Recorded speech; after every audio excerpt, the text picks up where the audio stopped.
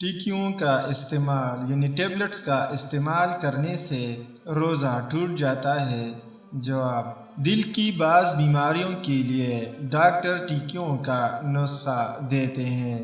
یہ ٹکیاں زبان کے نیچے رکھی جاتی ہیں اور فوراً منہ میں تحلیل ہو جاتی ہے۔ ایسا کرنے سے مریض کو راحت محسوس ہوتی ہے۔ ایسے مریض سے متعلق شیخ ابن باز رحمۃ اللہ علیہ سے سوال کیا گیا کہ ایسی گولیوں کے بارے میں کیا حکم ہے جسے دل کے مریض زبان کے نیچے رکھتے ہیں؟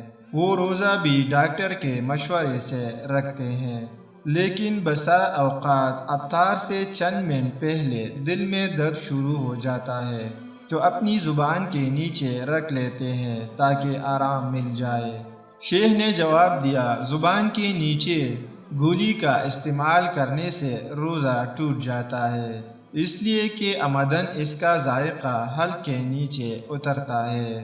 بعض دیگر علماء عرب و عجم کا موقف ہے چونکہ یہ ٹیکیاں یا یہ گولیاں منہ ہی تک محدود رہتی ہیں، ان کا اثر اندر نفوذ نہیں کرتا، اس لیے ان گولیوں کا استعمال بحالت روزہ جائز ہے۔